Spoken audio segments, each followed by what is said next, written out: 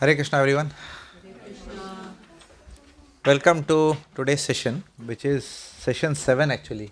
Okay, it shows second session 6 because we are using the last week's slide. But obviously we are going to go deeper into whatever we discussed last class. So before we begin, I can't see any new faces today. So no one has come for the first time, right? A brief introduction of first timers, okay, in this format. Your name, how many years you lived in Melbourne, your profession, who have you come with, and a single sentence of what you expect from this seminar. Hi everyone, my name is Aarti. Aarti. Yeah, I've been here in more than 10 years.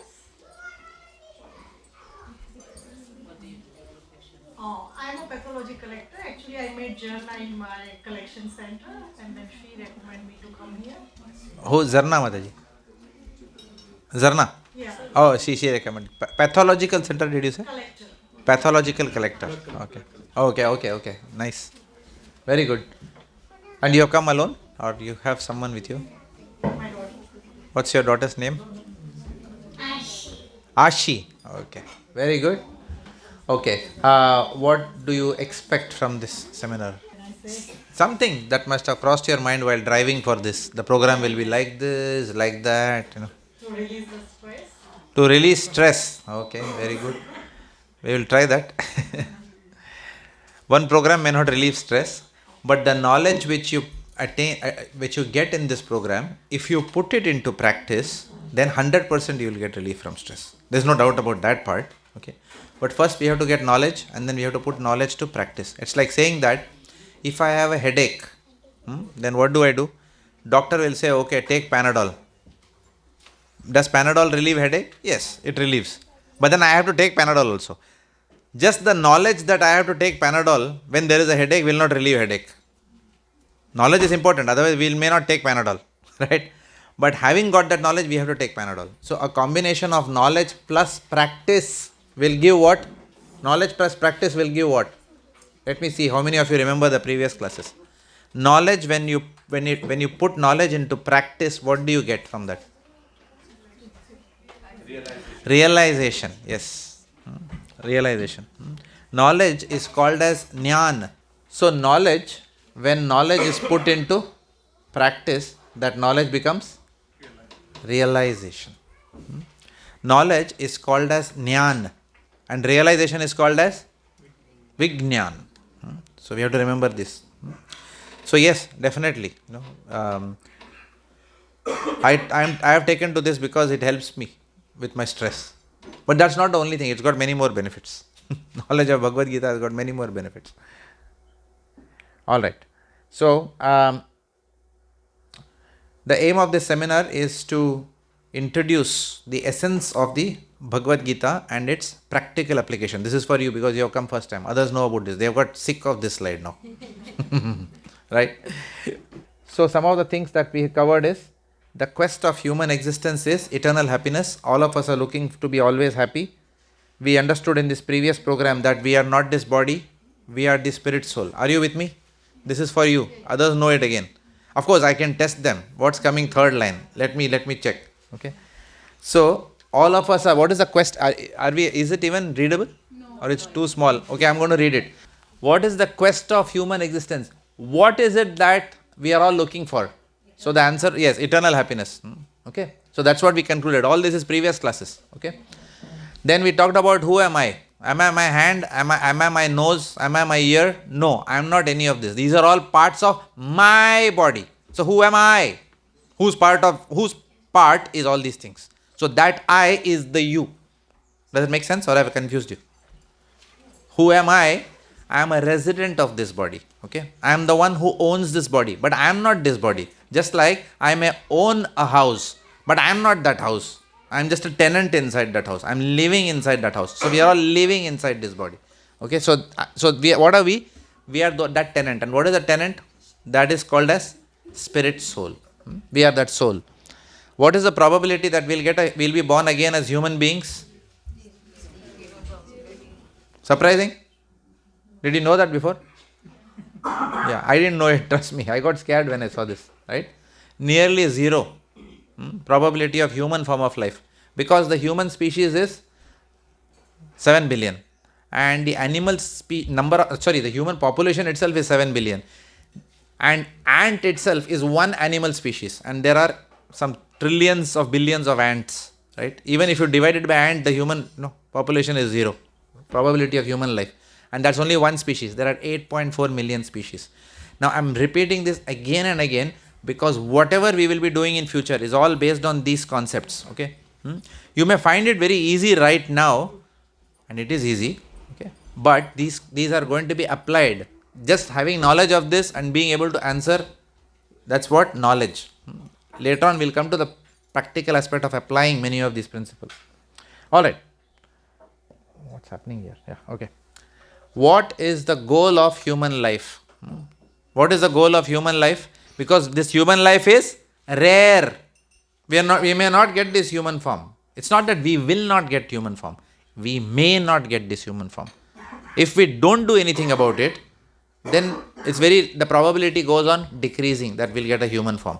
But if we do something about it, then we can get a human form. Anyway, so what is the goal? Since we already got this human form of life, what should we be doing in our life?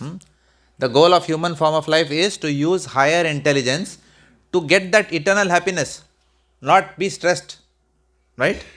We are all looking for eternal happiness, forever being happy. So the goal of life is to understand from the scriptures, ancient scriptures, what is that process which I can practically apply in my life today. Suppose I tell you, I have a process, wonderful process. Give up your job. Renounce this world. What family? What daughter? What son? Suppose I give all this pep talk. You like it. Wow, what a concept. But can we give up? Can I give up my daughter, my son? I can't. So you will tell me all this sounds nice in a armchair philosophy, right? Practically not possible. So we will not tell you which is not possible, right? And you don't have to give up anything. The process of self-realization is not about giving up. It is about अपने वाला process है. अपनाना है यहाँ पे, छोड़ना नहीं है. Sorry, I'll repeat for you, right? It's not about giving up. It's about accepting higher truths, higher principles. Okay, so we have to understand the knowledge which has been given in the scriptures using our higher intelligence, and we have to act upon it, and then we'll attain eternal happiness. And therefore, that is only possible in human form of life. We haven't seen donkeys meeting, right? Saying that let's all discuss the purpose of life. No other species will meet like this, right? Because why? All of them are doing what? Are busy with 4 activities. What are those 4 activities? You are not allowed to answer.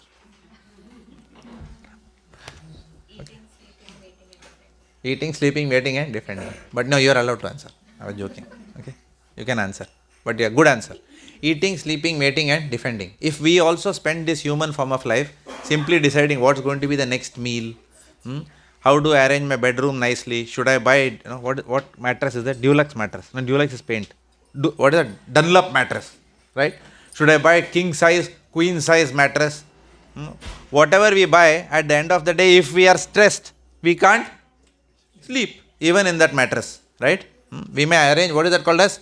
Feature wall, right? We may put that. But if our mind is gone, then no feature wall is going to give us any sleep at all. We will be awake throughout the night, right?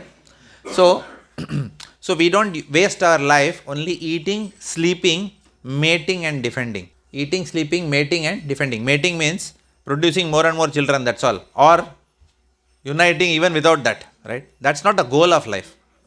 Or defending ourselves all the time. Even the birds and animals keep defending themselves all the time. That's not the goal of life, right? The goal of life is to use this intelligence to attain eternal happiness. Then we talked about, if we are looking for eternal happiness, if we want to be always happy, what is it that comes in my way? What is it that comes in my way? What are the 4 things that come in our way? Birth, disease, old age, death. Okay. Technology, of course, can solve it, all these problems, right? Of course, technology is moving on, and I'm sure that we will solve the problem of birth, disease, old age and death. Yes? Okay, some of you are nodding, which means you never heard my question. Technology will not solve it, right? Technology can't solve these problems. Birth, disease, old age and death. Okay, we need something else. How does technology address this? It addresses the symptoms, that's all. For example, the symptom of old age is what? Hair, right? Either hair is gone or it becomes grey or white. What do you call? Grey. Okay, grey, right? And then what do we put? Yeah, color. And in India we had one Anup hair oil. Whenever there is bald patch, you put that. 100 rupees it was at that time. I don't know what happened. Nobody got anything. No, people lost their remaining hair also buying that Anup hair oil. It was so expensive, right? So therefore, technology and science is not going to address those problems. Birth, disease, old age and death, right? So, how do we know of God's existence? Right? How do we know of God's existence? By simply observing nature. Of course, it may seem like a disconnect. Suddenly from technology you're moving to God. What is happening? I can't understand the connection. But we were saying that where do we get this knowledge from of being eternally happy? And then we discuss therefore that we get this knowledge from the scriptures, the Vedic scriptures. Right? And therefore, in the Vedic scriptures, somebody will ask, what is the Vedas? The Vedas are the word of God. It's a song of God, right? So how do we understand? First of all, does God exist at all? That may be some question for many of us. And then we discussed, just by observing nature, we come to know of God's existence, right?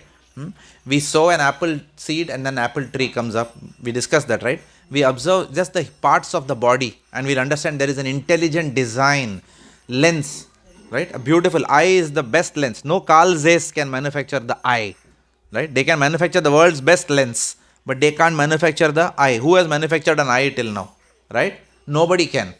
So there's an engineering that is involved in this body.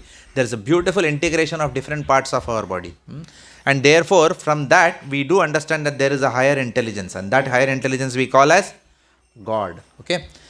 Now, how to understand this higher intelligence? How to understand God? Do we understand it at RMIT?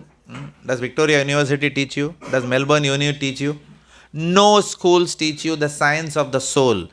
All the universities, even the best universities in the world, only teach you how to, they'll teach you material science. They will not teach you spiritual science. Some universities, of course, offer these courses. For example, your daughter did PhD in, daughter-in-law. Someone said did, no? PhD. Oh, your sister did PhD in Bhagavad Gita. Right? PhD. But very few people take to these kind of studies. Right? Mostly, what will you do? If you get a 99.95 ATAR, will you take Bhagavad Gita as your... No way. Right? We'll take, what is that called as? UCAT exam. And then go for medicine. Right? Or we'll take a double degree. Law and whatever. Commerce at Melbourne Uni, Monash Uni. Right? So this is what typical mindset of everyone is. Right? Or we'll go and take a scholarship at Oxford or Cambridge and get out of the country. But hardly anyone inquires into spiritual science. So, we have to understand this spiritual science from the scriptures and then we have to put it into practice and then gain realization of God. God is not going to come with a flute in front of us saying that please I exist, please believe me, please believe me, come on. He is not going to come, right? You remember we made a phone call to Anthony Albanese that day. Did it go? It didn't happen. Anthony Albanese didn't come here because I called him. He's a big man. But he's the Prime Minister of one Australia, which is one part of a big earth. Earth is one small dust particle in the whole cosmos. It is not even visible after some time, Earth, right? Even when we are flying 35,000 feet in the air, Earth is not visible. What is there in the ground? Nobody can see, right? So we are a small dust floating in cosmos, right? So, and then in that small dust there is Australia, and in that there is one person called Anthony Albanese, and he is very important. And I can't even get an appointment with him. Am I going to get an appointment with the Supreme Lord, who is the creator of everything? We are talking about a really big man now, right? So therefore there is a process of realizing God. There is a process. How do we where do we go to seek this knowledge from about God? Where do we seek knowledge about God? So we discussed that the knowledge of God will only be made possible if we study the scriptures, the Vedic scriptures. Are you connecting till now? The recap is for essentially, so that you get in line, sync with what we have discussed. Okay. Where do we get knowledge of God from? From the scriptures. There is no other way. Right? Other than the scriptures to understand God. And which are the scriptures we are going to refer to in this class? The Vedas, the Puranas, the Itihasas and the Upanishads. How is God defined? What is God? What is the definition of God? We saw that, right? In English, when I was studying moral science in my school days, I studied in a Catholic school. So the nun who was there, Miss Norma, her name was, she told us that God is three O's. What are the three O's? Omnipotent, omniscient and omnipresent. Omnipotent means he is all powerful. Omnipresent means he is present everywhere. And omniscient means he is all knowledgeable. He is aware of everything that's going on. He is in control. Without having knowledge of everything, how can you be in control, right? You have to be present everywhere, right? So omnipresent, omniscient and omnipotent. Now, here is another definition of God, which is on the same lines essentially. What we discussed is, for someone to be called as God, that person must be the cause of all causes. Sarva Karana Karanam. The cause of all causes. Such a person must be the supreme controller. He must be in control. He cannot be controlled by anyone, right? He must be the supreme proprietor. He must be the owner of everything, right? He must be the owner of everything. And then such a person must be the supreme enjoyer, which means what? He is the ultimate beneficiary of every activity that goes on in this world. All benefits go to him. Then he is the supreme enjoyer. Then he is the master, right? And in Sanskrit, God is defined as Bhagwan, right? So, what is Bhagavan? We discussed, Dhanvan means a person who possesses wealth. Buddhiman is one person who possesses intelligence, knowledge. Shaktiman is a person who possesses Shakti or strength. So, Bhagavan means what? What does this person have? Bhagavan. What does this person possess? All beauty. God is the person who is more beautiful than, he is the source of all beauty, right? He is the source of Cupid. So he is all beautiful. No one is stronger than him. He is the ultimate epitome of strength. Whether it is physical strength or mental strength, he is the source of all that. God is the one who is ultimately knowledgeable, all knowledgeable. He is the wealthiest of all. He is the most famous of everyone. And at the same time, having got all this, he is the most humble amongst all living entities. If otherwise anyone has all these things, they'll become proud. So we call such a person as God who never gets proud. Why? Because God is not controlled by his false ego. We are all controlled by our false ego. But God is not controlled by false ego. He is the controller. Therefore, he is not subjugated by false ego. And that's why he can be renunciate. Anyone who is controlled by his own false ego, there is no chance of renunciation. Alright. And then, who does the Vedic scriptures define as Bhagavan? Lord Krishna. And that's how we introduced Lord Krishna in this class. What does Krishna mean? The word Krishna means all attractive. That is the meaning of Krishna. In fact, the word Christos is said to have come from Krishna. Christos. Right? Prabhupada writes that in one of the books. Alright. Last week, now I'm going to spend more time on this because I thought it went above the head, right? It was a short ball, a no ball. Right? So I'm going to discuss this again. Right? Is God personal or impersonal? Bhagwan sagun sakar hai ya nirgun nirakar hai? We started this topic last class.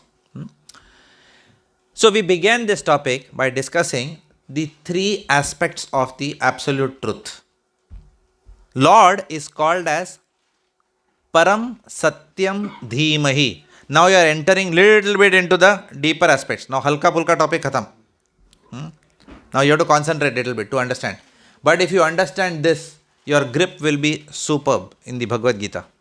So please concentrate. The three aspects of the absolute truth. Where did we quote from? Let me check whose memory is good. Where is this given? In which scripture is this given? Yes, very good. Very good. Your memory is good. Which canto of Srimad Bhagavatam? That. Okay, how many cantos are there in Srimad Bhagavatam? 12 cantos are there. They are here. This is the Srimad Bhagavatam. Can you see these colorful books on top? This is Srimad Bhagavatam. In these books, it is mentioned, in the first canto itself, it's mentioned. Vadanti tat tattva vidas tattvam yajnanam advayam brahmeti paramatmeti bhagavaniti shabdyate. Don't worry about it if you didn't understand one word of what I said just now. I'm going to translate in English. What I said was in Sanskrit, right? I'm going to translate it in English. What does it mean? The absolute truth is understood in three aspects, three features. The absolute truth has got three features. What are those three features? Maha, what are those three features? What are the three features? Absolute truth, three features. What are the three features? Brahman, Paramatma and Bhagavan. It's there in the board. Brahman is considered or known as the impersonal aspect of the absolute truth. Brahman is the impersonal aspect of the absolute truth. We took an example. What is the example we took to understand Brahman? Sun. No. Light. You are almost, sunlight. We took the example of sunlight. Does sunlight have a form? Does sunlight have form? Does it have form? No, it doesn't have form. Wherever sunlight goes, it takes the form that is prevalent there. Light takes the form wherever it enters, right? So sunlight does not have form. What is the source of sunlight? Sun. Does sun have form? Yes, sun has form. How do you know the form of the sun? Go outside the house and look up. Even a child will. That time one baby was there. Baby was saying, sun has got form. You don't need PhD for knowing that, right? Even a child can say, yes, the sun has got form. And the baby said it was round, spherical, what round? Right? So we all know sun has got form. Sunlight does not have form. Then we ask another question. Is sunlight sun or sunlight not sun? Sunlight is not sun.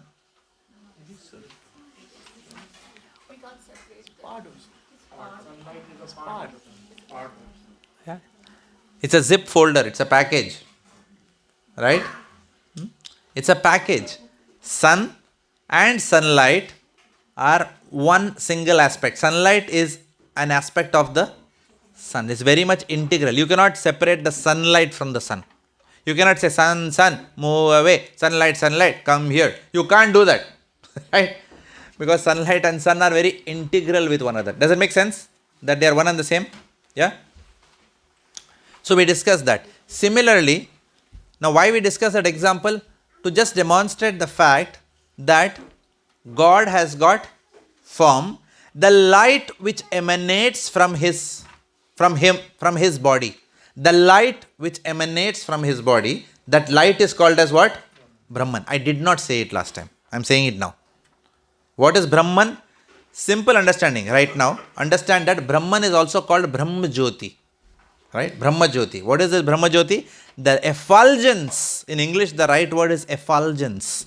Right? Sometimes you see someone very bright faced, right? Said, wow, that person looks so effulgent. He must be a holy man, a saintly person. If you see a very high level saint, you will see a kind of an aura around them, right? Like a Buddha. Very effulgent they look, right? So that effulgence which comes out from the body of the Lord, that effulgence is called as Brahman. Okay, everyone clear? Okay.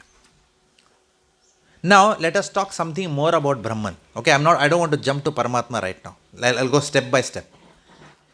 So what are the three aspects of the absolute truth? Brahman, Paramatma, Bhagavan. We'll go one by one today, right? The first is Brahman. Brahman is the impersonal aspect. Does Brahman have form? Brahman doesn't have any form because it's light. It's light that comes out from the body of the Lord who has a form. Right? Now, Brahman is simply not ordinary light like this light. Right? Brahman doesn't stop giving light because there is no electricity. Brahman is divine light. Divine light. That is one aspect of Brahman. Please understand. Brahman is the divine light which comes from the body of the Lord. The second aspect. Now I am going to ask you all a question. What is this? Okay, nobody will know.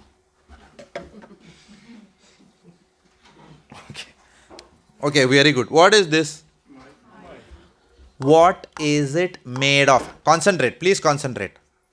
What is this? Mic. What is this mic made of? What is this body made of? This one. This is made of what? This one. Metal? Okay. Okay, let's take this one. What is this made of? Plastic. Okay. Plastic. What is plastic made up of? Huh? Everything is made of atoms. Even banana also made of atoms. Plastic comes from what? Resin. Have you heard of this?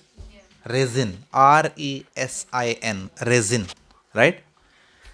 Resin, if you go backward integration. Have you heard of Dhirubhai Ambani? Okay. Everyone heard of his son, Mukesh Ambani, because of IPL, Mumbai Indians. Everyone knows only that fellow. Dhirubhai Ambani. Have you heard of Dhirubhai Ambani? Dhirubhai Ambani was one of the world's wealthiest men. Of course, the wealthiest Indian who has existed. Okay. Dhirubhai Ambani, he started business by trading in textiles. And then what he did was he went on doing what in business is called as backward integration.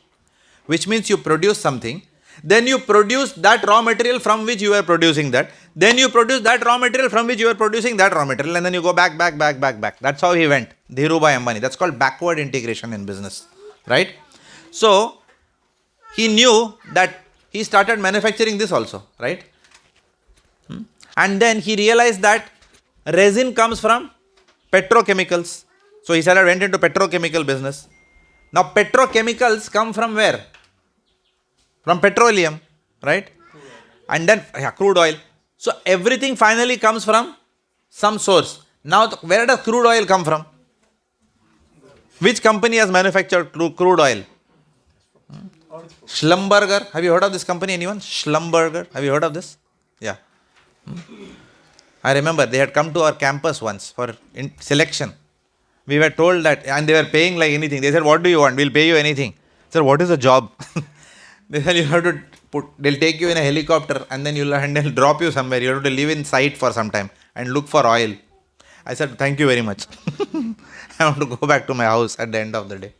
Who cares about your salary? Right? So Schlumberger, right? So Schlumberger is involved in all this oil mining and whatever, right? Sourcing oil. So where does oil come from? Schlumberger can only detect oil. Who manufactures oil? It came from earth. Earth. Oil is drilled. Right? Where did earth come from? We started with plastic, right? Plastic, resin, petroleum, petrochemicals, oil, whatever, crude oil, what is that? Finally we came to earth. Where does it? So this is made of earth. Right? In that sense, yes. But for the earth, this wouldn't be there. So if you go back, earth. Again, where did earth come from? Where did air come from? Where did ether come from? Where did fire come from? Where does it all come from? So if you go on asking, now I'm coming to the point. If you go on asking, what is this made of? What is that made of which this is made of? What is that made of which whatever is made of here is made of? And if you go on asking that question, you will eventually come to the primeval cosmic substance. I am repeating in English. Primeval, Primeval, primeval, the original cosmic substance from which every substance has come. That original substance is called as Brahman. Clear? From this example, what is Brahman? Everyone is clear? The original raw material from which everything has come is called as what? Brahman. The original raw material is Brahman. Right? So therefore, Shankaracharya, what did he say? Everything is Brahman. Because everything has come from Brahman. Right? Everything that you see, this harmonium has come from Brahman, that mridanga has come from Brahman, this computer has come from Brahman, this has come from Brahman, this has come from Brahman. Right? Now the interesting part is, Brahman is the original cosmic substance. We did not say Brahman is the original cosmic material substance. Did we say that? Did we say like that? No. What did we say? We said Brahman is the original cosmic substance. Now so Brahman is the source of spirit as well as matter. Because it's the original substance from which spirit also came and matter also came. Does it sound? Is it clear? Am I communicating with all of you? Anyone who has not understood, please raise your hand. Okay. Yes. Huh? The spirit part you did not understand. Yes. Brahman is the source of all matter as well as spirit. Now, we discussed in the previous classes, I am not my body. I am what? Spirit, soul. Right? I am spirit, soul. Is soul matter? No, it is spirit. What is the source of that soul? That is Brahman. The soul is what? Brahman. Does it make sense so far? So we are all what? We are all Brahman. Our body is also Brahman. Our soul is also, I shouldn't say our soul. Soul, I am Brahman. Yes. So with spirit and matter, is Yes. that a similar philosophy to cause and effect? Spirit and matter, is it a similar philosophy to cause and effect? Brilliant question. Yes. Yes. Srila Prabhupada says that life comes from life and matter originates in spirit. So yes, there is a cause and effect. Spirit is the source of matter. Spiritual is the source of material, not vice versa. Right? Everything material has got its source in the Supreme Spirit, called as Brahman. So what are our souls made up of? It's a weird question to ask. Right? If somebody asks me, what's my hand made up of? What is my face made up of? Then it's easy to say. Because the body is made up of 5 elements. What are the 5 elements? Earth, water, fire, air, ether. These are the 5 elements that the body is made up of. Right? And this is the gross body. Why do we say gross body? Because we can see these items. Right? But there is something more than the gross body. The body is also made up of mind, intelligence and false ego. Right? Because even a robo can be made out of earth, water, fire, air and ether. A robo can be made of earth because metal comes from earth. So a robo is made of tin and aluminium and plastic. Right? So robo can be made from earth. Or robo can be made out of water because there will be a hydraulic system operating the robo, which is water. A robo can be made out of air because there is a pneumatic system which is operating the robo. Like that. There's a pneumatic system operating. But have you ever seen the latest robo falling in love with another robo? Will you marry me? Have you seen this happening between 2 robos? No, the Japanese haven't reached there till now. Does a robo say, I felt very bad. I'm not going to talk to you from tomorrow. Okay, how dare you tell me that? And when the robo comes, then this robo is looking the other way. You know? Does a robo weep when another robo dies? Have you seen a robo crying like this? I'm missing the other robo. No way. So robo can do any damn thing, but a robo will never have. Man cannot create feelings in a robo. Right? So therefore, why did I give this example is, we have to be 100% convinced of the fact that spirit is the source of matter. Matter is not the source of matter. Everything comes from spirit. In the absence of spirit, matter is just dead. There is nothing to matter. It's just like a robo. Right? So, this body externally is made up of, the gross body is made up of earth, water, fire, air and ether. But we have another aspect. The soul is trapped inside two bodies. One is this physical body, earth, water, fire, air, ether. And then there is another body that is there. That body is made up of mind, intelligence and false ego. Okay? And these are the three things which drive all the activities of the hand, legs, etc. Right now, at least. Right? But the mind, intelligence and false ego can't function without the soul. Just like a battery operated car cannot function without battery. So we can't function without our body cannot function without us. If I say we cannot function without our soul, then that's a wrong language. There's nothing called as our soul, because I am the soul. Right? So if I am not in this body cannot function without me. Right? If this is flapping, I am deciding to flap this hand. My body is not decided something and instantly I am thinking, no, not like that. I am the doer. I am flapping this body. Right? Okay.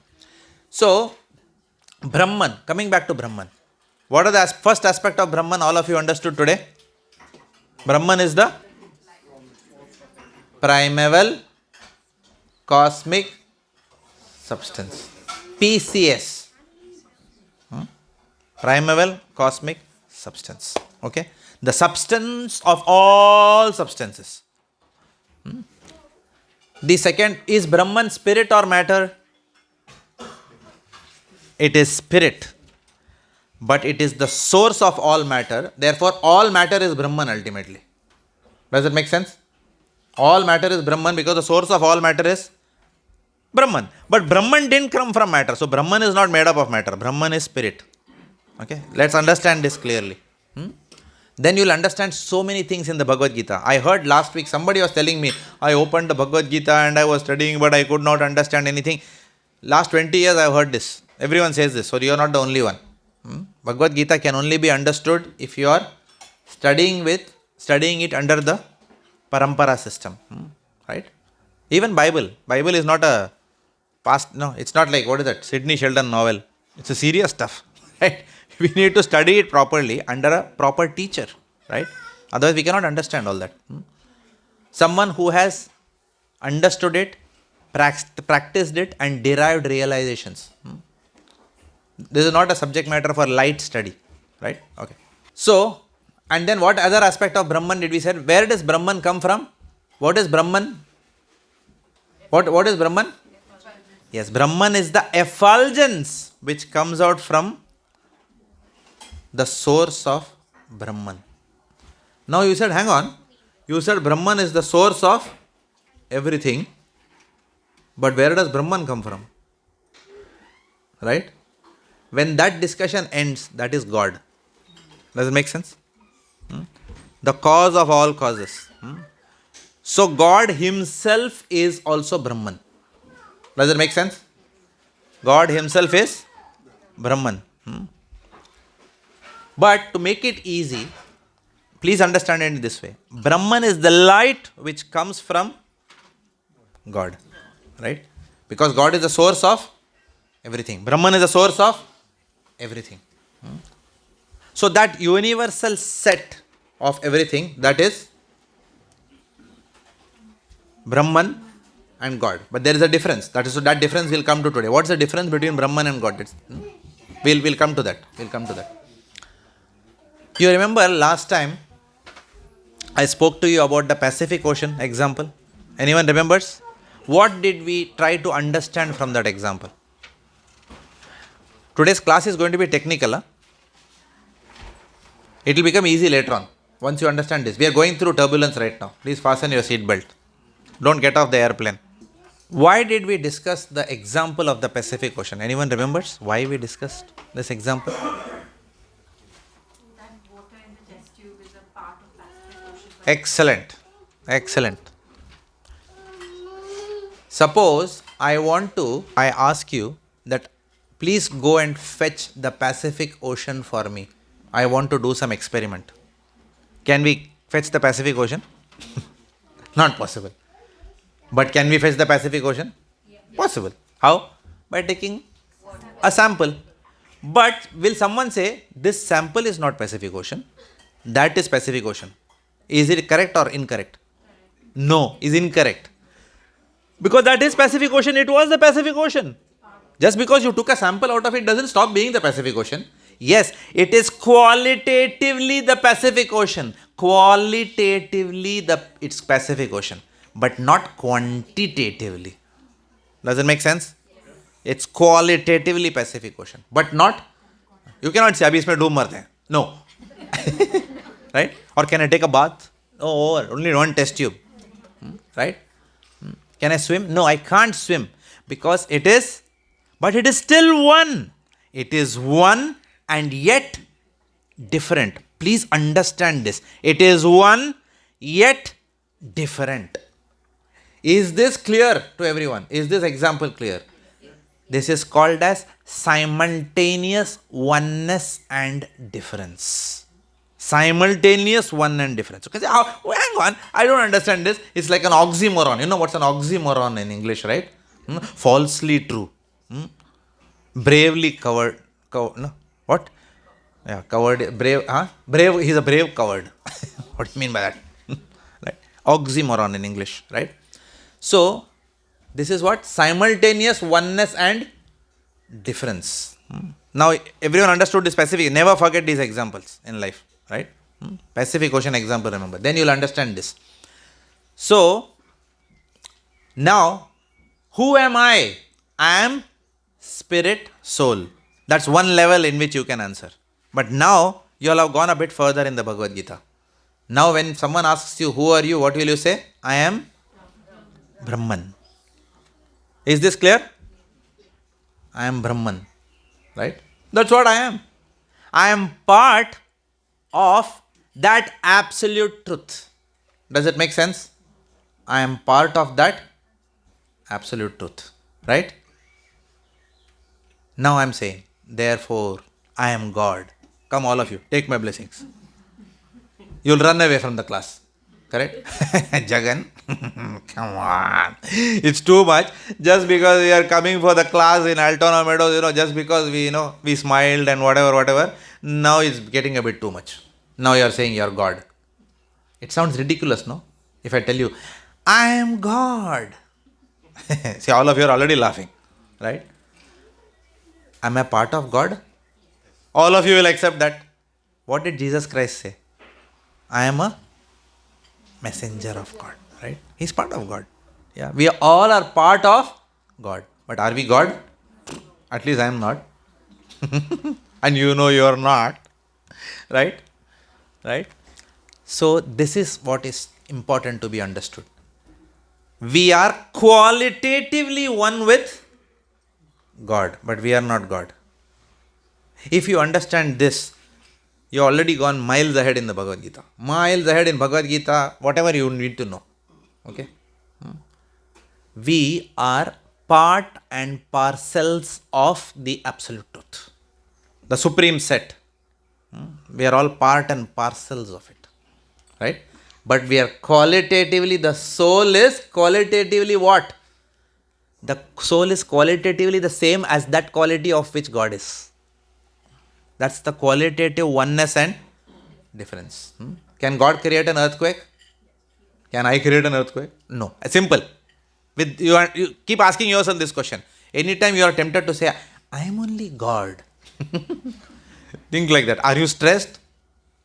And then you are not God. God is not. Have you seen God like this? God, you are God. God can have you, even God will call, oh God, what's happening? Oh gosh. God will not say, oh gosh, what's happening? Because he is God, no? If he also sins like that, somebody else is God, then who is he calling out to? Where that question ends, that is God, right?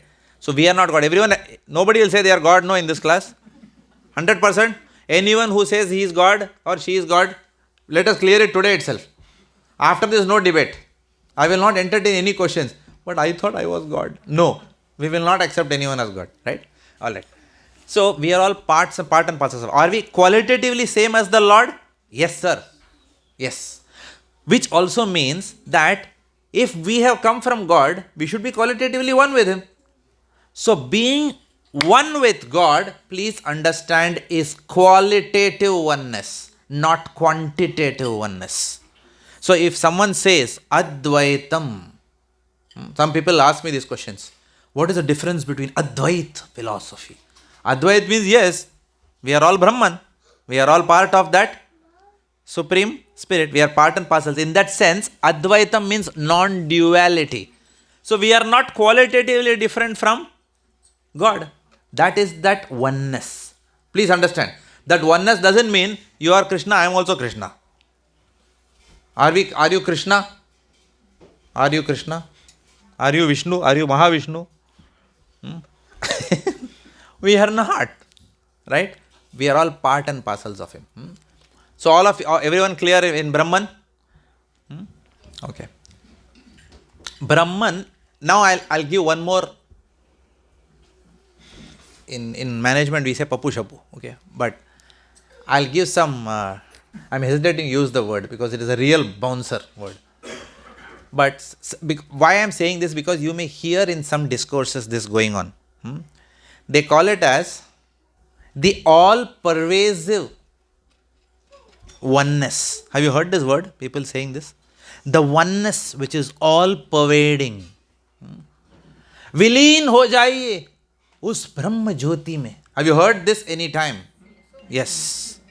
Merge into the impersonal effulgence, light. Merge into the light and you will feel tranquil in your life. I'm sure many of you have heard this in some discourses, spiritual discourses, right? Is that true or not true? It is true. You can merge into the universal oneness. Does it make sense? We can merge into the universal oneness. Now please understand. Now, again, today's class is technical. I cautioned you. Right? Merging into the universal oneness still doesn't mean losing your identity.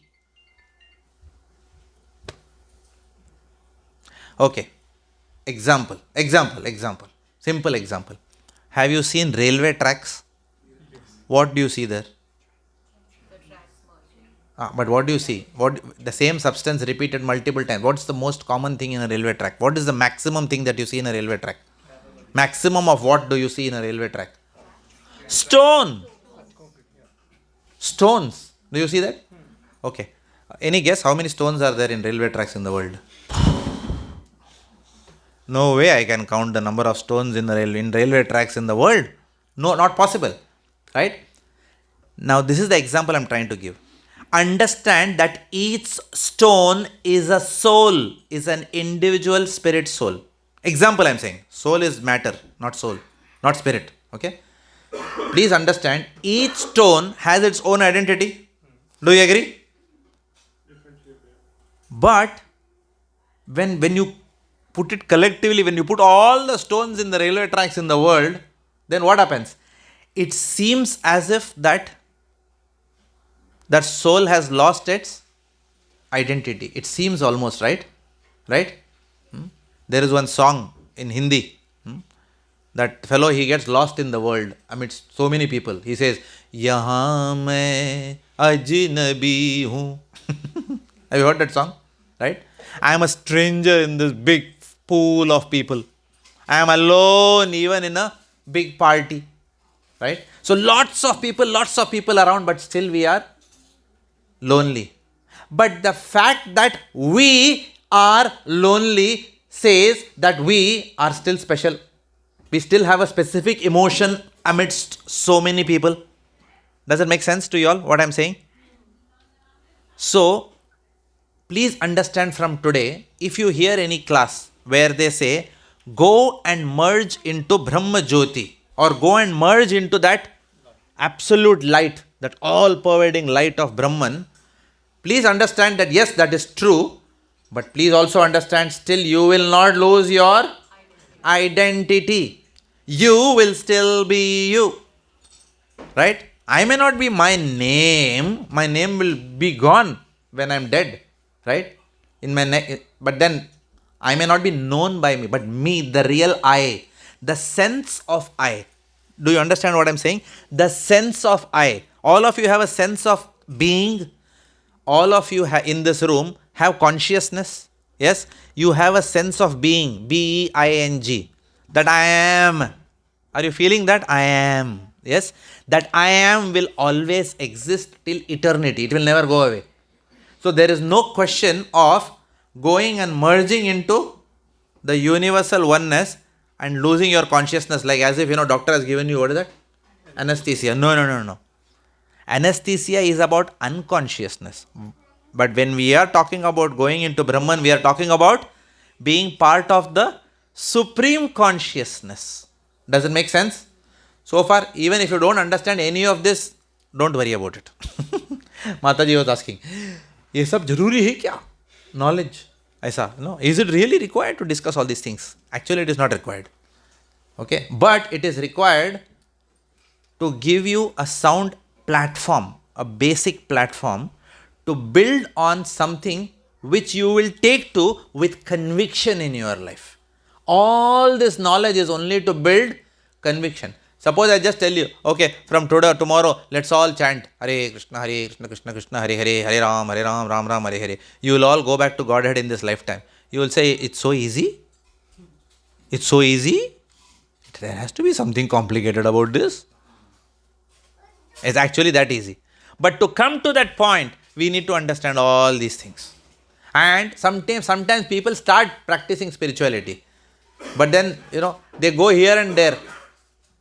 They go wayward because they think that somebody is telling something else. He told, I am God. You are saying, I am not God. They get confused. And therefore what happens? Because when people get confused, what do? They drop whatever they are doing. And that's why we are spending so much time. So that you don't get confused. You understand that different truths, they are all part of the same absolute truth. There is no conflict in philosophy. In Vedic truths, there is no conflict. There is only convergence in all the philosophy. What is that convergence? You have to understand, so you will never get digressed. The moment we understand these aspects, we will understand and respect all religions.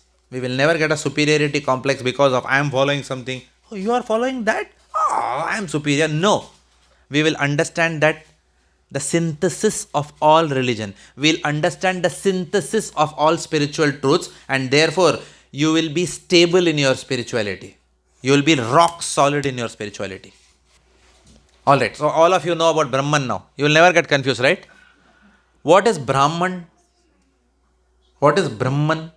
And what is Brahma? Brahma is the three-headed Brahma, creator. Okay? You may not know this, but it's okay. We'll come to that eventually. Yeah. You have heard of Brahma? Okay, yeah. The creator. Right? We are not talking about Brahma when we talk about Brahman. We are not talking about Brahman when we are talking about Brahman. We are talking about Brahman right now. So please don't get confused between all these three things. Okay. The second, so now we are all, our soul is all made of what? Brahman. But each soul will carry its own spiritual identity eternally. Please understand. So you will be you eternally. Your name may change, your body may change, but you will be you always. Right? Paramatma. Let's understand the second concept today. The second concept. Brahman is what? The impersonal aspect of the absolute truth. Paramatma is the localized aspect of the absolute truth. You remember we discussed an example last time. Who remembers that example? Let me see. No one remembers? Just meditate and then look inside your. No? No. Ah, yes. No, but that was not the example. The embassy. Do you remember? Indian embassy in Australia. Right? English embassy in Australia. Russian embassy in Australia. Ukrainian embassy in Australia. Right? Iranian embassy in Australia. Right? So, okay, let me give you a simple example. Forget about all this embassy and all that. Many of you are mothers here, right?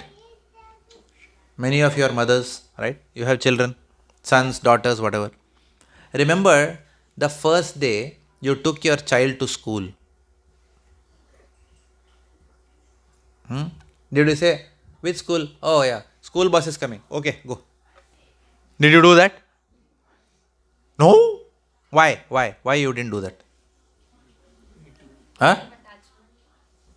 Because of? Yeah, because you love your child. As simple as that. You want to ensure that the child is always in your radar. Is it clear? So, I remember when I went to school, I remember that school bus driver, I was always scared of that fellow. Especially he used to change gears like that. Bus wala, how they change in India. And I used to get really very scared, seeing those buses and the smell of. But even today, I remember that very vividly. And what happened? The first day I cried. I didn't want to go. My mother sent in school bus. But before my mother started sending me in school bus, she used to personally take me to school every day. And initial first few days, she used to stand throughout till the time that the school bell rang. My mother used to wait for me there, outside, under a tree. Right? Because I was very scared. Suddenly I'll start crying. And then the teacher will say, your mother is outside. Go and come. Meet her and come.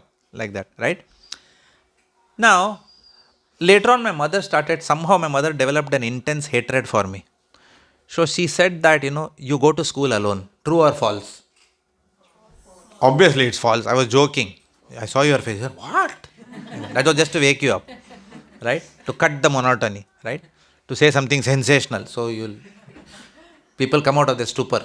Okay. So, my mother obviously loves me. Just because she sent me with that bus driver to school, can I say my mother doesn't love me? But I actually thought so at that time. My mother doesn't care for me. She put me in this bus. But my mother loves me. She wanted me to get good education. She wanted me to become independent.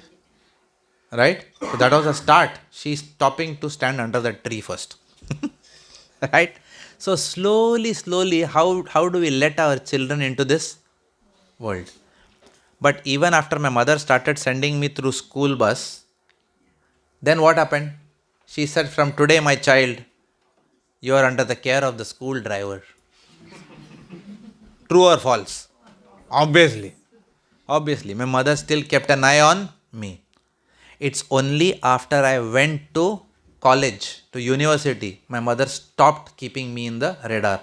True or false? False. Do you have any girlfriends by any chance? Are you studying or doing something else? Have you started taking alcohol, my dear son? Have you started smoking by any chance? Some smell is coming. I can smell alcohol, like that. So as mothers, will we ever stop? Never. Finally, after marriage, it stopped. True or false? Come on, say true sometime. False. Beta, khana khaya? Your mother is asking you are eaten. Does she not trust me that I'll give you food? Am I your wife? My son, you become so thin and emaciated after marriage. What do you mean? I'm feeding him nicely. No, I didn't tell you. I was just telling he's thin. No. But indirectly, your mother was sort of telling me only, no? No, she was not telling you. I don't care. I don't want to talk to you. Go. Always supporting your mother. When you go here, mother is crying.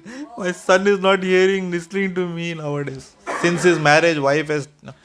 Have you faced this ever? Anyone here? I thought I was the only one. Okay. So, mother can never lose focus on the child. Now, why did I do all this melodrama here? All this histrionics? It's only to put it into your head. What is Paramatma? We have not lost track. We are still there at that point. Paramatma is the localized aspect of our Supreme Father which comes with every single spirit soul. Every single spirit soul, he is the Supreme Father. He says, my dear son or daughter, I am sending you to this. You have chosen to come to this material world. You have chosen to leave my abode and go to planet Earth. Right? Therefore, it's a very bad place, my dear son, that you are choosing to go. And we'll talk about that choice in a future class. Why we came to this world. Right? To suffer here. Birth, disease, old age, death. Who dropped us here? We chose. And God said, okay, you are choosing, my dear son, to go to this place, leaving my kingdom. But you know what? I'm going to come with you. And I'm going to be with you all the time. Till you come back to me, I'm going to be with you. My localized aspect will come. That is called as Paramatma. A very compassionate aspect of God. Whereby He doesn't leave our hand, He comes with us. He says, in this life, you will go through lots of troubles and tribulations. But I will keep guiding you from inside your heart. Sometimes, even the most expert thief, he tries to steal something. But then he says, no, hang on. No, I am not going to steal. And sometimes you ask that person, they say, there's a voice which came from within that I shouldn't be doing this. Have you all had that voice from within? Sometimes telling you, don't do this. Though you could have done it, you did not do it. That is the voice of that super soul, Paramatma. That is called as Paramatma. Sometimes we say conscience. That is, conscience is not some inanimate thing. It's not some Japanese robo which is fitted inside. Beep, beep, beep, beep, beep, don't do, don't do, don't do. No, it's not mechanical. It is that Paramatma, that voice of God which comes from with you. The voice of divinity which tells you don't do this. Though, and then what you can do? Once the divinity tells you don't do it, then we don't do it. Correct? Still do it. Don't touch. Don't take cocaine.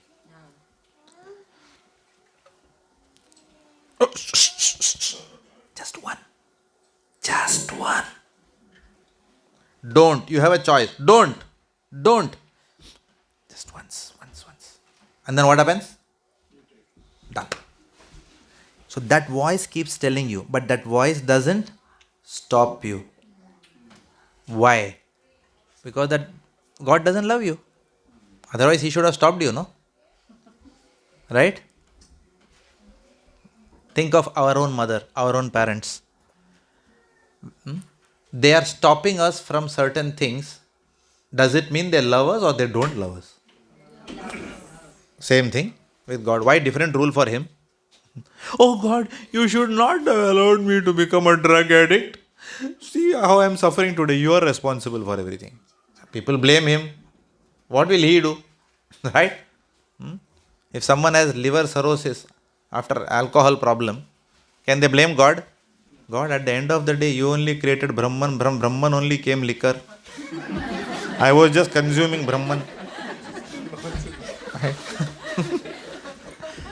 Right?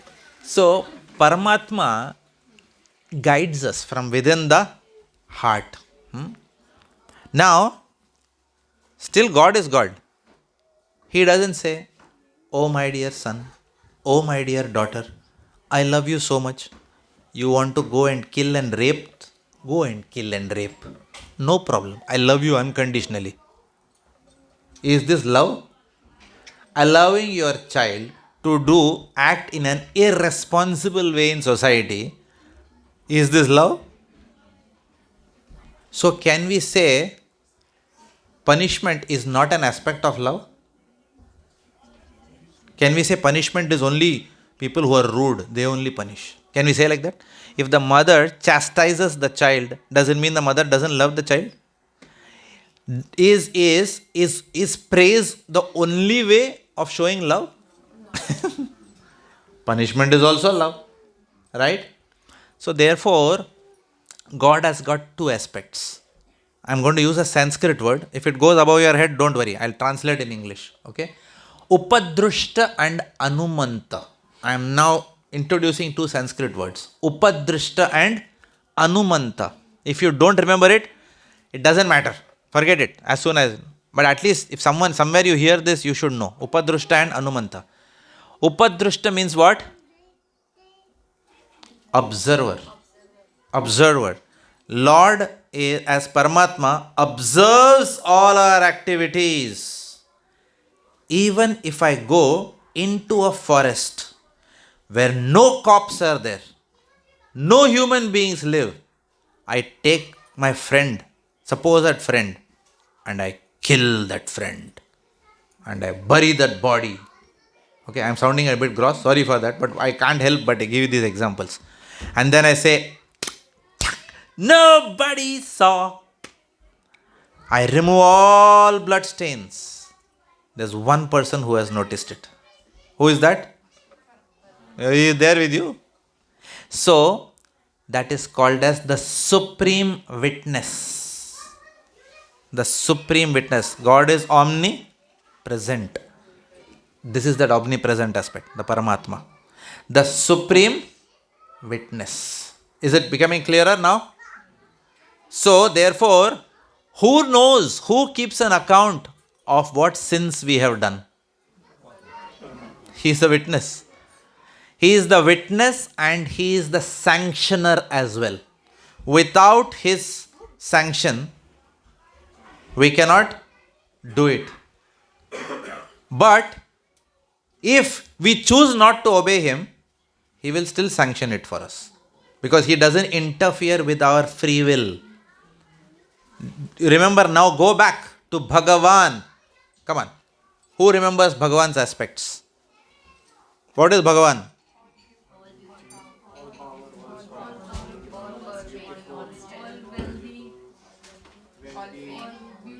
What was the last point? He can control, but he chooses not to. If he were to control every action of ours, then we will be like this.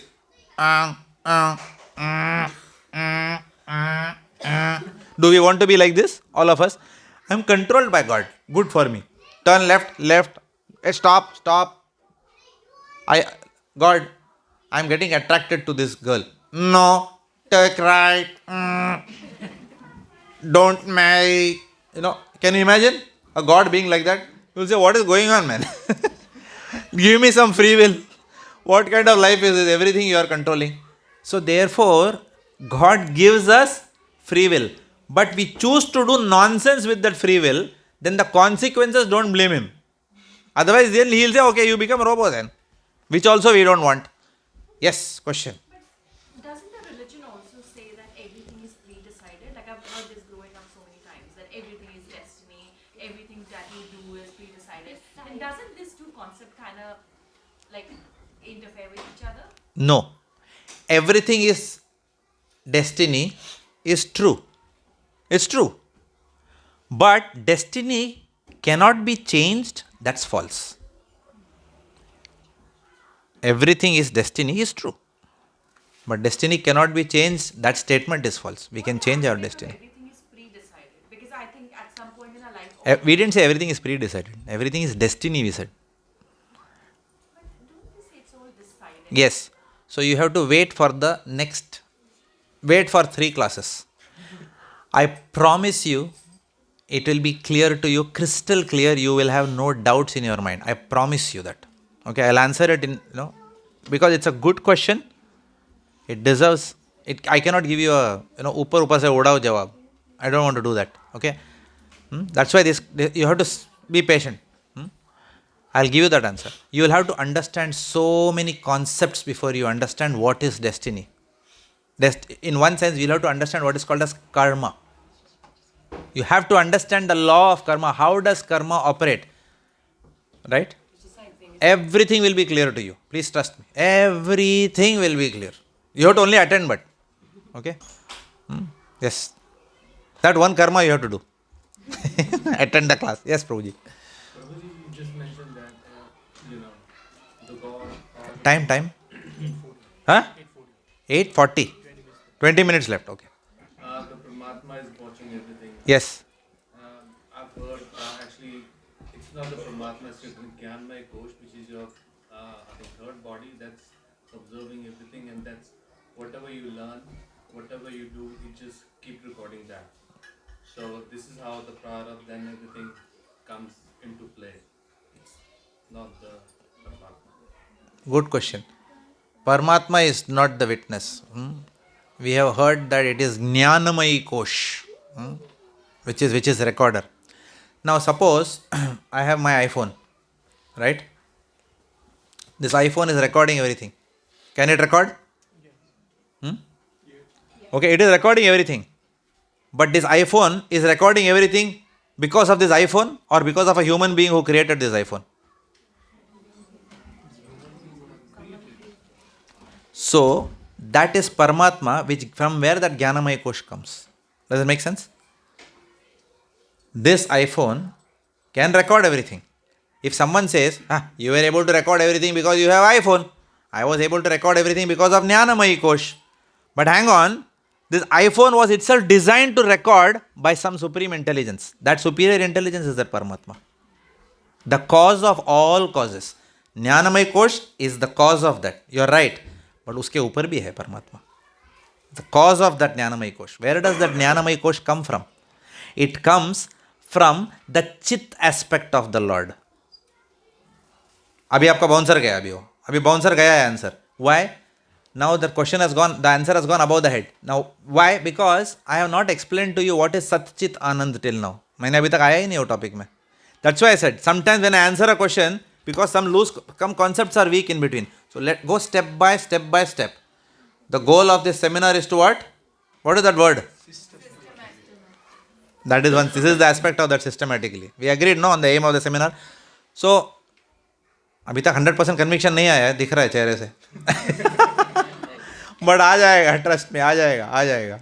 Wait, hold on to that question. Hold on to that. But I still try to answer that Jnanamaya. What is the cause of Jnanamaya Kosh? When you go back to that, it will point to a controller from where the Jnanamaya Kosh comes. That is Paramatma. Yes. We understand. Sorry, 1 minute. Sat means eternality. Chit means, you tell me. Sat is eternality. Chit is what?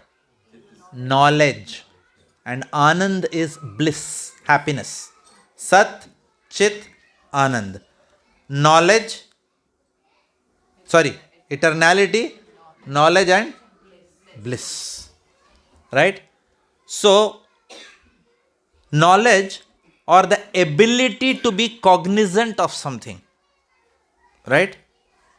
That comes from Paramatma, the spirit soul, which we will talk about. Okay? You had a question.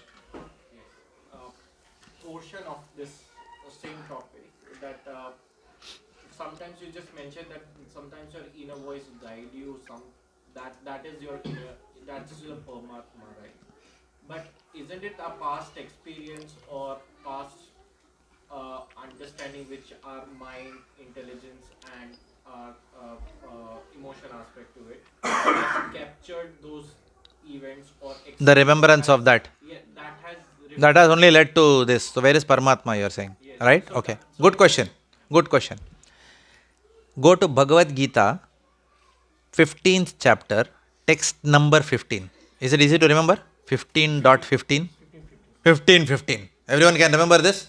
Okay. What does it say? It says, Sarvasya chaham hridi sannivishto, mattah smritir jnanam apohanam cha, vedaischa sarvair aham eva vedya, vedanta krit vedavit eva cha aham. 15.15 of Bhagavad Gita. Right? Lord says, from me only comes remembrance, knowledge and forgetfulness. So you say that I remember. But can a mad person who is insane remember and learn what not to do from the past activities? A mad person, because that's what is called lunatic, right? Mad person. What's the difference between a mad person and a person who is insane and a person who is sane? A person who is sane can remember from the past and not do something, whereas a person who is insane cannot even do that. So remembrance itself is not the cause of remembrance. There is something else which is the cause of remembrance, just like something which is the cause of Jnanamaya Kosh. That's where his question also the same text, 15.15. From where does that Jnanamaya Kosh come? I am the source of all that knowledge. From me comes knowledge. That's why the Lord, I'll again repeat in Sanskrit. Sarvasya cha aham ridhi sannivishto. I am present inside everyone's hriday. मैं सबके हृदय के अंदर हूँ. मत्तः मतलब मेरे से ही. Sorry, I'll repeat in English. I promise you. मत्तः means मेरे से ही स्मृति आती है. स्मृति means remembrance. मत्तः स्मृतिर. ज्ञानम मेरे से ही knowledge आती है. And apohanam. Apohanam means what? Forgetfulness. Mattah smritir jnanam apohanam cha. This is what Krishna is saying to Arjuna in Bhagavad Gita. I am the source of all knowledge. I am the source of all forgetfulness. And I am the source of all remembrance. Sometimes you have studied minus b plus or minus root of b square minus 4ac upon 2a. Oh my God, when I sit in the exam, I don't know whether the whole division line was there or the division was only for the square root part. She is agreeing. I had that confusion when I was writing the exam. Now, one fellow remembers and gets 99.95. Another fellow gets 88. Right? Now, where does that remembrance come from? It comes from Paramatma. Right?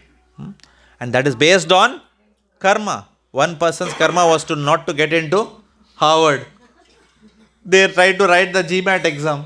They forgot a plus b the whole square is a square plus b square plus 2ab. They forgot. Another fellow remembered and did. Doesn't make sense? So it is that. So, yeah, go ahead. So where All this now, you know what? And these questions are like I'm giving you the tail of the elephant, the trunk of the elephant, but the elephant will come together eventually. Please trust me. The elephant will let me put the jigsaw puzzle together. It will take a few weeks. Yes, stay with us. Yeah. where does this practice come from? Time? 10, let's finish the Bhagavad. 9:50. 8:50. Very good. Okay, we have. I am okay taking questions. I don't have a problem. Where does this practice come from? Where does what practice come from? Say for to remember something or to do, you keep on doing the practice, like Yes. then you eventually develop that Yes. kind of a habit or to Yes. kind of a, then if knowledge, if everything is God. Yeah. So remembrance will come from practice. Right? To practice, you need an ability. Right? To practice, you need free will. I'll give you a simple example. We have children. Have you told them do your timetables? Do they do it? Do they practice it? No. What comes in the way? Free will. Right? So, if someone says, yes, practice leads to remembrance, true, but what leads to practice? Free will. Right? And that free will comes with a disposition. Again, we are going ahead in the class, but still, I'll answer this. How to use that free will is based on disposition. Everyone knows what is the meaning of disposition in English? This fellow has got a typical disposition towards crime. Disposition means what? एक प्रवृत्ति, गलत काम करने की प्रवृत्ति, उसको English में बोलते हैं disposition.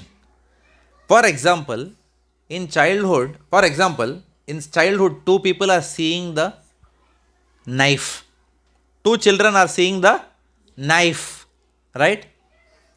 One child is thinking, very beautiful, I'll use this knife as a scalpel. When I become big, I'll become a surgeon, a neurosurgeon. I'll remove this knife to remove tumors and save life of people who are suffering from cancer. That's how one child is thinking. Another child is also seeing the knife. The child is thinking,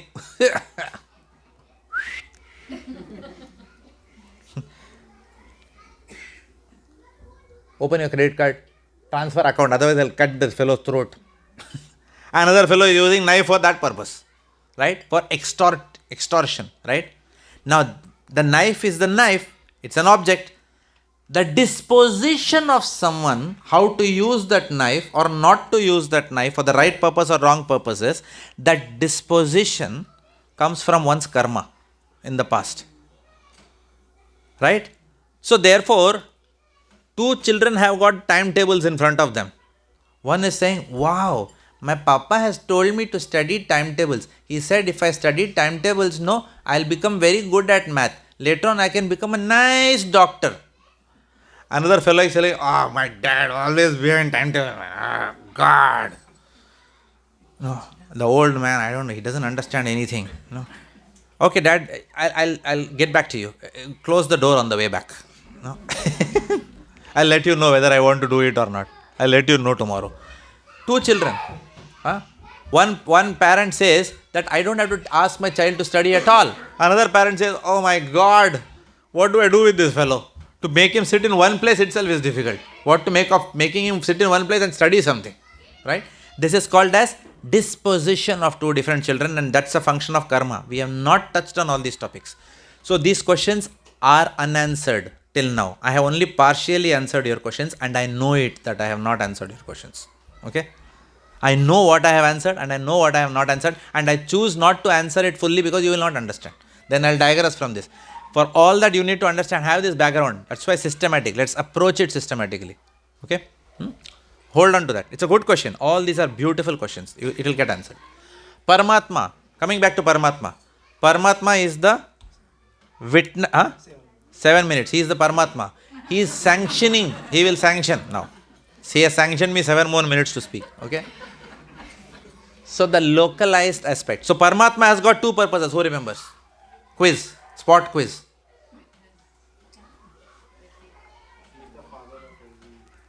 Father of the nation.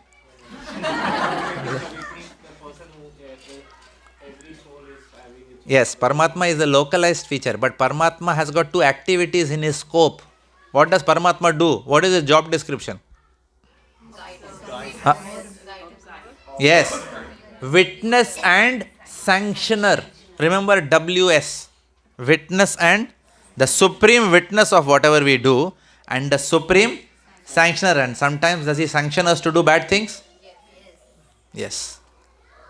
He does sanction. Should he sanction every time? No, but sometimes he may sanction.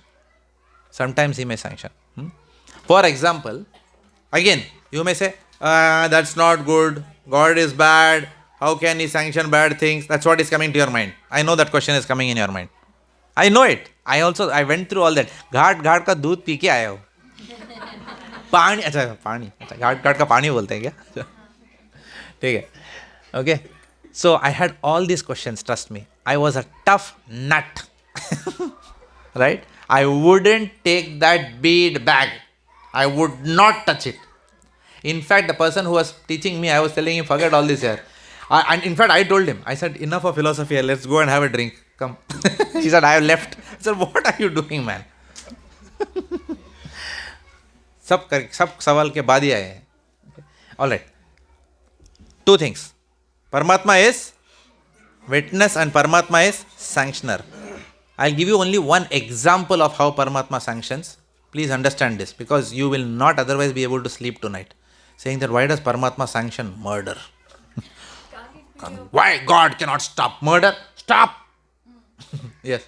Can it be a consequence of our bad karmas? See, answer is already coming from here. This lifetime, I slashed the neck of a cow. The cow bled to death. I cooked beef and ate beef sandwich. The cow is seeing me cut it. Correct? The cow is struggling. Forget the cow, any animal. Does any animal have pleasure when it is killed? Have you seen a chicken singing? How nice. No. It's summertime. Singing. And then it's saying, oh, cut my throat. Yeah. Very good. Jolly. Cut here. What happens when you cut the throat of a chicken? What happens to it? Does it experience pleasure? It's trying to live, it's trying to live. But we human beings decide you can't live. I am deciding you can't live. Gone. But then what happens? We don't see it. When we see it, we will not eat it. We don't see it. We say, I didn't cut the chicken. That fellow, he served to me in which hotel? Crown Casino. Crown Hotel, it was served on a plate to me. I didn't cut.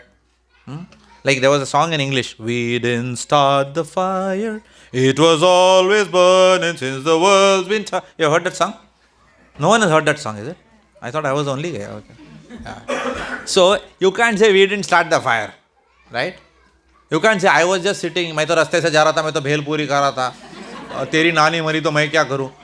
We can't say that. Right? I know this is a product of animal slaughter. I choose to eat because I don't care. What I only care about is my palate. I only care about my tongue. But the animal has suffered it.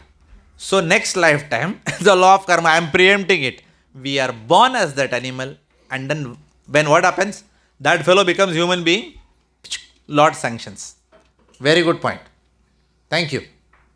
Very good point. That's how it works. So don't curse the Lord because He sanctions things. He knows what He is sanctioning. Right? Okay. He is always in control. He never loses control. Right? Okay. Paramatma, the localized aspect.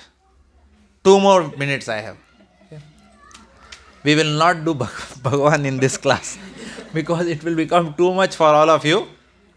Okay? You have been patient witness. You have been sanctioning this class so far. If I give any more difficult philosophy today, you will stop coming, which I don't want. I don't want you all to stop coming. Yeah. So how come the bad karma people, like, in this world, they get all the benefits?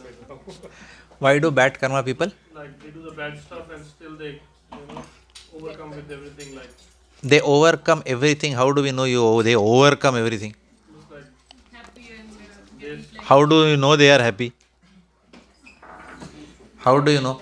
For example, I'm giving an example. Let us say, 1 minute, program is not over. 2 minutes is there. He told me 2 minutes are there. Okay. Suppose someone tells us, today let's say God comes in front of me. No. Okay. And he says, go ahead and kill. No. Murder. Don't worry. Murder. Will I be happy murdering?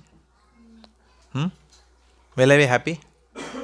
Because even the murderer lives with his own conscience. Right? Even the murderer. I'll tell you what, I had this question, Prabhuji. I had the same question what you had. You know how I solved that question? I went and studied the charitra or the history of people on death row.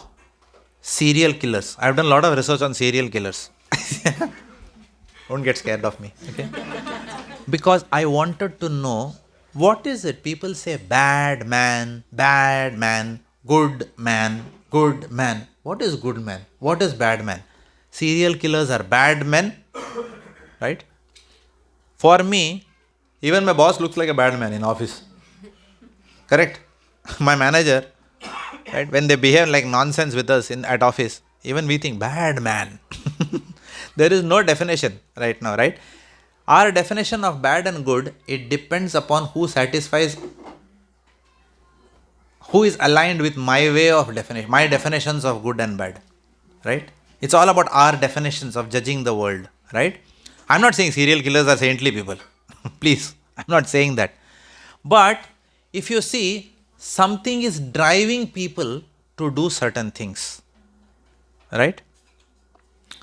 So, if you see even the most serial killers interviews that I have seen, okay, are they happy?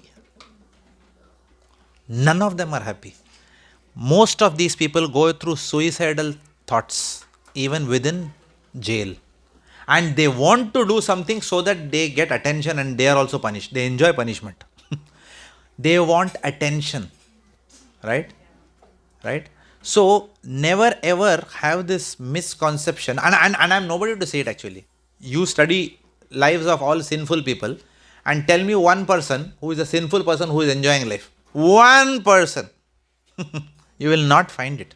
You will not find such a person. Right? They may be enjoying one aspect which is a problem in our life today. For example, I am struggling here to retain my job and pay my mortgage for all my properties. That fellow, he has done one murder and then he is now, supari he has taken. What? I don't know. Let me give you another example. You will not understand what is supari. That fellow is a contract killer, for example. I go and take a contract killer and I assassinate the president of some country and I get $1 million. Whereas you and I are thinking, oh my God, to earn $1 million, let me calculate what is my mortgage, 6%. And then you are thinking, that fellow in one murder, he has already bought that house. Gone in the auction. That fellow has purchased, that serial killer. And I am thinking, no, I'll buy in another suburb. No, I'll not buy, I'll buy only smaller house. I'll live in an apartment. And you are thinking, that fellow is a rascal. He is murdering people and he is able to buy. But you are only comparing with one aspect of yours and his life, right? Tomorrow, that fellow may be inside prison, but you may still be in your 2-bedroom apartment happy with your wife and child. He will not be with them, right? And we have seen several movies, even Bollywood, we have seen several movies, right? The Diwar movie, you say, no? Mere paas maa hai. He says, you know the famous dialogue? Kya hai? Sab kuch hai mere paas. Sorry, I am talking about a Hindi movie now. So sorry, right? There are about 2 children, one is righteous, one is, I am not going to tell the full movie. One is righteous and one is criminal, right? The righteous guy, he has his mother with him. But the unrighteous guy, he loses his mother also. And then he says, I have got this car. Do you have this? You are righteous. You don't own this car. I have got this bungalow, this big bungalow. Do you own anything? He said, I don't own anything. But I have got the most precious thing in my life, which is mother is with me, not with you. You, to hell with your bungalow and car. Mother is with me. Then that's why that dialogue, mere paas maa hai. Shashi Kapoor, no? Who was that? I forgot. Yeah. Huh? Was it? Shashi Kapoor. Amitabh Bachchan, yes. Right? So please understand this. So now all these questions are very valid. I allowed this digression today. I don't allow digressions. I like to be in control of the class. But I allowed it because these are all pertinent questions. But all these elephants things are going to come together. Stay tuned. That's all I'm saying. But don't miss 3 classes and then come and ask something. Then I am gone. Because then I will be addressing you and others will thinking why this fellow is punishing us because we were present in the class. So please come for every class. Good. Okay. Thank you very much. Sorry if it's a bit technical, but we'll go through it. This turbulence we'll go through. We'll have a nice landing. You'll see Switzerland after that. Right? Easy things are coming on your way. Hare Krishna. Srila Prabhupada ki Jai.